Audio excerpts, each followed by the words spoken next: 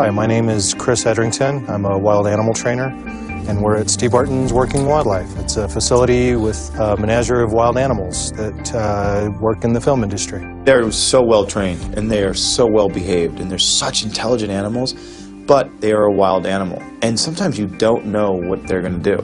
And there's always that contingency plan. The handler is sort of standing there expecting something to happen. I remember holding one by the by its chain, you know, and by its collar, and when they want to go somewhere, they're going to tug you, they're going to pull you, because they have so much muscle, and they're powerful. Some of the challenges working with wild animals, actually they center around safety. We work them in an electric fence, and I don't know if you all can see that, but there's a little fence right here. They have to put this like electric fence all around the set, and we have to be quiet because we don't want to startle them. Thunder, here, yep. Good boy. If you, for some reason, have food on you, let's just say it's not a good idea to have a 150-pound, you know, wolf coming at you. My wolves look very nice, and sometimes I get compliments to that, but other times it's like, well, I really wanted a vicious-looking wolf, and your wolf looks like, you know, frickin' a puppy dog. So that's when you get the CGI team come in, and they'll go, oh, I'll put fangs on it, and I'll have him drink blood, and his eyes will glow like a demon. These are the happiest wolves you've ever seen. I mean, you know, you'd cut to the wolf, and the wolf would be...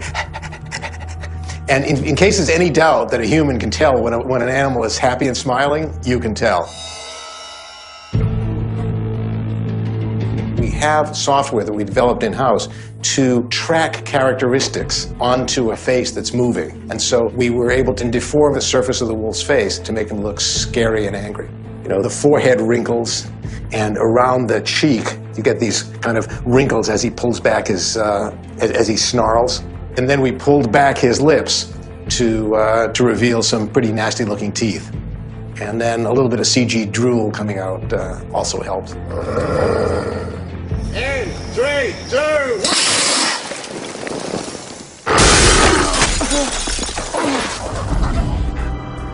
We shot a lot of the attack of the wolf, jumping on people and jumping out of the car, almost exclusively on a green screen stage. Now, what that does is it allows me as a trainer to have my wolf in a very controlled environment where nothing else is going on. There's no actors, there's no explosion of windows, there's no car you have to worry about, and there's a minimal amount of crew. Anytime a wolf jumps is pretty much 100% CG, because the real wolves that had on set, they wouldn't really be able to jump or do anything that the director wanted them to do. So anytime there's any jumps, they're computer-generated wolves.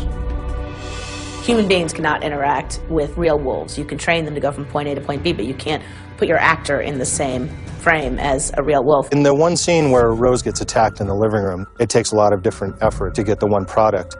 We had a CGI wolf actually jump through the window. Then we had a real wolf, Sage, come in and attack a trainer playing the actress. While she pretended she was fighting for her life, but in reality they're just sort of playing. And then is stabbed by one of the other actors, to which the wolf runs away.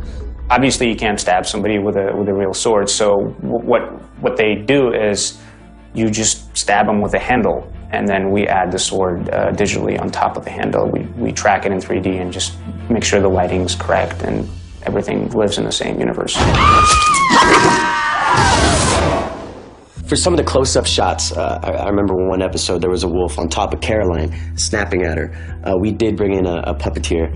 We had Greg Nicotero, who is someone who's followed me from project to project whenever I can use him, and I finally just called him up and said, help! And he would just lay literally on top and just snap at it and snap at it. And we just kept shooting different cuts. And one for luck. All right. All right, ready? Oh God, it's really going everywhere. It'll run out, buddy.